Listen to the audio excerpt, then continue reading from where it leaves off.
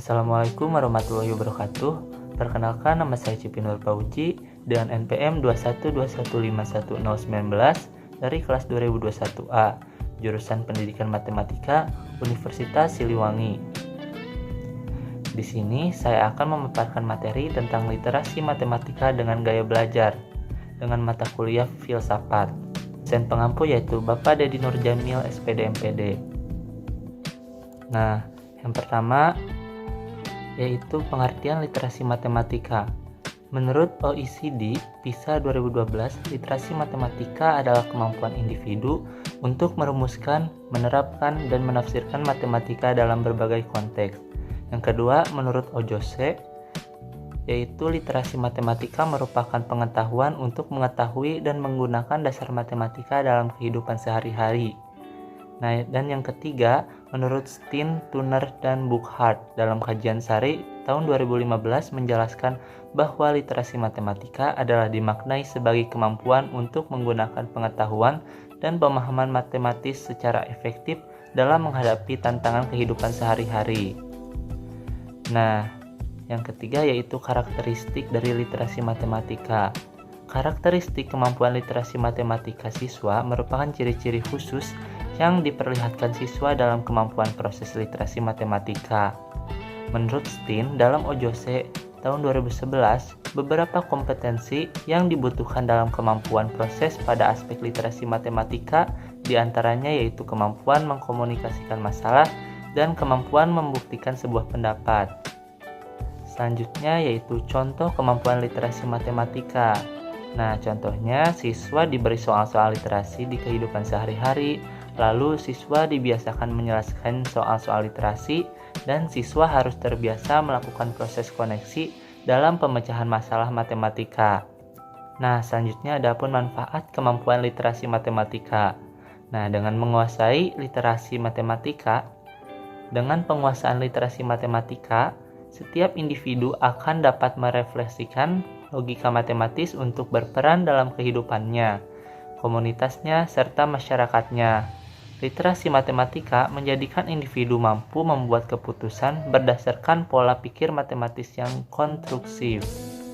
Selanjutnya adapun pengertian gaya belajar. Yang pertama menurut S. Nasution, gaya belajar adalah cara yang konsisten yang dilakukan oleh seorang pelajar atau oleh seorang murid dalam menangkap stimulus atau informasi, cara mengingat, berpikir, dan memecahkan soal.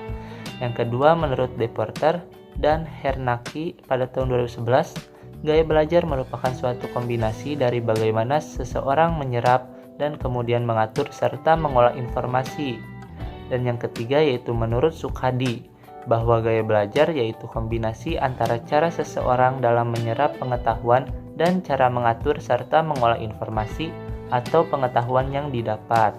Nah, selanjutnya macam-macam gaya belajar. Yang pertama, gaya belajar visual.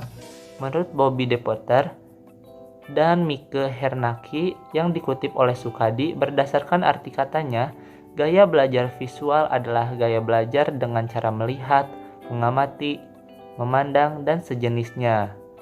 Yang kedua, gaya belajar auditorial. Gaya belajar auditorial adalah gaya belajar dengan cara mendengar.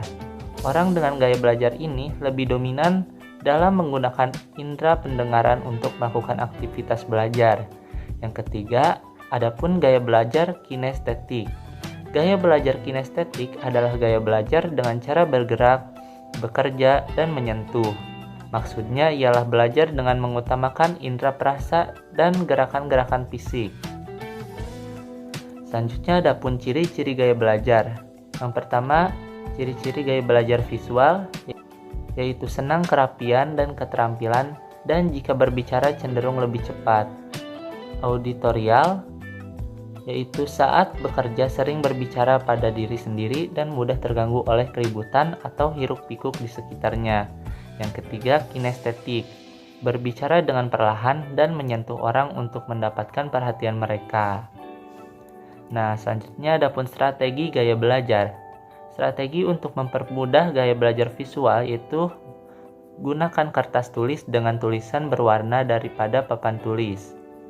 Lalu gantungkanlah grafik berisi informasi penting di sekeliling ruangan pada saat Anda menyajikannya. dan rujuklah kembali grafik itu nanti. Yang kedua, strategi untuk mempermudah gaya belajar auditorial, yaitu gunakan variasi vokal atau perubahan nada, kecepatan, dan volume dalam presentasi. Yang ketiga yaitu strategi untuk mempermudah gaya belajar kinestetik, yaitu gunakan alat bantu saat mengajar untuk menimbulkan rasa ingin tahu dan menekankan konsep-konsep kunci.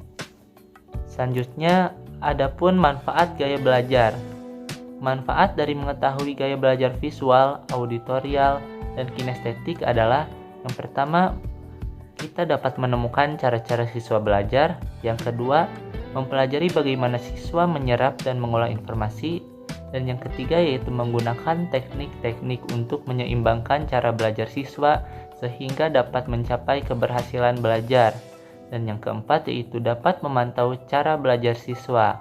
Nah, jadi dapat disimpulkan bahwa manfaat mengetahui gaya belajar yaitu untuk mengetahui gaya belajar siswa dan mempermudah guru untuk menyediakan lingkungan yang mendukung dan mempermudah siswa menyerap informasi secara maksimal. Nah, cukup sekian yang dapat saya sampaikan. Mohon maaf bila masih banyak kesalahan. Terima kasih. Wassalamualaikum warahmatullahi wabarakatuh.